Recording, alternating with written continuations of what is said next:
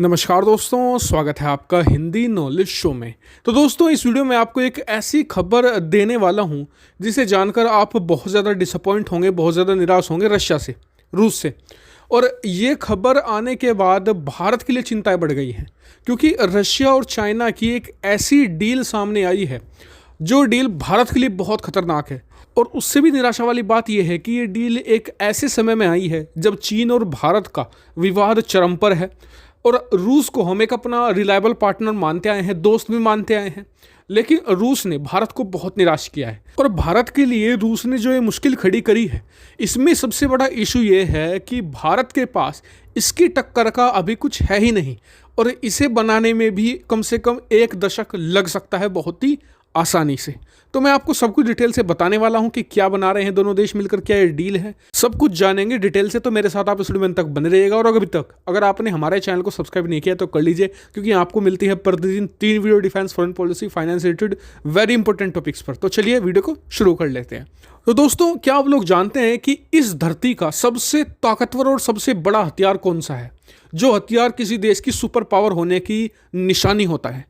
वो हथियार का नाम है एक एयरक्राफ्ट कैरियर। लेकिन एयरक्राफ्ट कैरियर के अंदर भी एक सबसे ज़्यादा शक्तिशाली हथियार होता है, वो उसे कहा जाता है एक न्यूक्लियर एयरक्राफ्ट कैरियर या फिर न्यूक्लियर पावर्ड एयरक्राफ्ट कैरियर। ये क्या होते हैं? मतलब कि अगर आपने देखा होगा कि तमाम दुनिया में जितनी मशीनें होती हैं वो चलती हैं डीजल से या फिर किसी तरीके की इलेक्ट्रिसिटी, बिजली से। लेकिन जो न्यूक्लियर पावर्ड हथियार होते हैं, न्यूक्लियर पावर्ड एयरक्राफ्ट कैरियर होते हैं, ये ना बिजली से चलते हैं, ना फिर डीजल से चलते हैं, ना फिर कोयले से चलते हैं। ये चलते हैं न्यूक्लियर रिएक्टर से।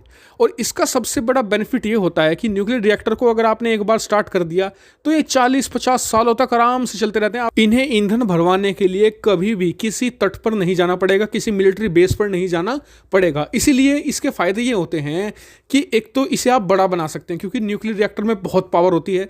वो आप कितना भी बड़ा बना लीजिए, वो इसे कैरी कर लेगा, आसानी से चला लेगा। वहीं डीजल के साथ ऐसा नहीं होता।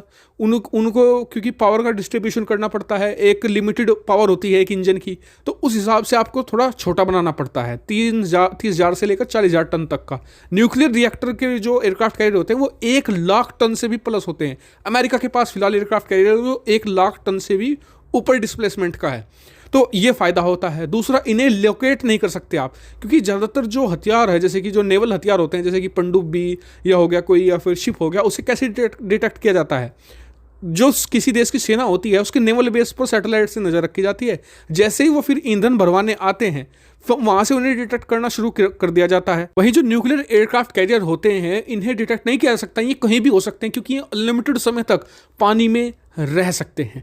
और इसीलिए इन्हें धरती के सबसे ताकतवर हथियार भी माना जाता है, क्योंकि जितना असला बारूद और जितने लड़ाकू विमान ये अपने ऊपर कैरी करके चलते हैं, किसी किसी देश के पास तो इतने टोटल वायुसेना या नौसेना नहीं होती।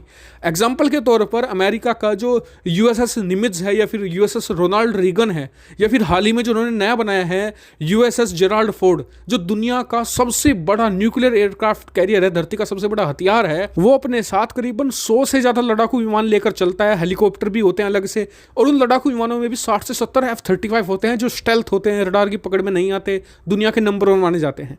तो चीन और रूस के लिए हमेशा से सरदर्द यही रहे हैं अमेरिकी जंगी बेड़े। तो ऐसे में अब दोनों देश साथ आए हैं। खबर यह है कि दोनों देश मिलकर एक एयरक्राफ्ट कैरियर बना रहे हैं जो न्यूक्लियर पावर्ड होने वाला है। और रूस ऐसा कर रहा है ताकि अमेरिका को टक्कर दी जा सके, क्योंकि अकेला वो आज की तारीख में अमेरिका को टक्कर नहीं दे सकता, इसलिए वो चीन के साथ कोलैबोरेशन में काम कर रहा है। लेकिन यहाँ पर एक कैच है। कैच ये कि यहाँ पर वो इस बात को कैलकुलेट नहीं कर रहा है कि अमेरिका के पास ऑलरेडी 7 से 8 बहुत ही बड़े 1-1 लाख टन के जो एयरक्राफ्ट कैरियर है, जो न्यूक्लियर पावर्ड है, उनकी टक्कर में आने के लिए दोनों देशों को कम से कम 10 से 15 साल लगेंगे। और अमेरिका का ऑलरेडी प्लान है कि 2040 तक वो 12 से 13 और एयरक्राफ्ट कैरियर बना देगा। तो एक से एक कैसे टक्कर देंगे? वहीं इससे भारत को नुकसान ये है कि एक बार चीन के पास एक भी आ गया न्यूक्लियर एयरक्राफ्ट कैरियर, ये भारत की नाक में दम कर देंगे, क्योंकि भारत के पास फिलहाल कोई एयरक्राफ्ट कैरियर न्यूक्लियर पावर नहीं है, और अगले 10 सालों तक भी भारत का कोई प्लान नहीं है ऐसा न्यूक्लियर पावर्ड एयरक्राफ्ट कैरियर बनाने का। यानी कि रूस जो हथियार दे रहा है चीन को, वो बहुत बड़ी गलती कर रहा है, क्योंकि पहली बात तो चीन खुद रूस को पलटकर काटेगा, क्योंकि ये चीन की फितरत है। रूस की जमीन पर हमेशा से चीन की गंदी नजर रहती आई है। पहली बात तो ये खुद वो भस्मासुर तैयार कर रहा है। दूसरी बात ये कि वो भारत के लिए भी चुनौतियां खड़ी कर रहा है। अब भारत को भी कुछ ना कुछ करना होगा इसका, वरना भारत के लिए मुश्किलें खड़ी हो जाएंगी अगर चीन के पास एयरक्राफ्ट कैरियर, जो लगता है कि अगले 3 से 4 सालों में वो बना लेंगे, क्योंकि इन दोनों देशों का कोलैबोरेशन अभी बहुत तेजी से आगे बढ़ रहा है और भारत को इसके लिए कोई तोड़ जरूर निकालना होगा, क्योंकि न्यूक्लियर एयरक्राफ्ट कैरियर बहुत ही ज़्यादा खतरनाक हथियार होते हैं, बहुत ही लीथल होते हैं। ये जो छोटे मोटे देश होते हैं उसे तो ऐसे हवा में उड़ाकर खत्म कर देते हैं। अमेरिका का एग्जाम्पल है, ये छोटे मोटे देशों को तो ऐसे ही तबाह कर देता। इराक को अमेरिकी जंगी बेड़ों ने चुटकियों में तबाह कर दिया था, जबकि अमेरिका उस समय इराक के पास दुनिया की तीसरी सबसे बड़ी एयरफोर्स थी मौजूद संख्या बल के हिसाब से, लेकिन अमेरिकी जंगी बेड़ों ने धज्जियां उड़ा दी थी। क्यों? इन्हीं के दम पर।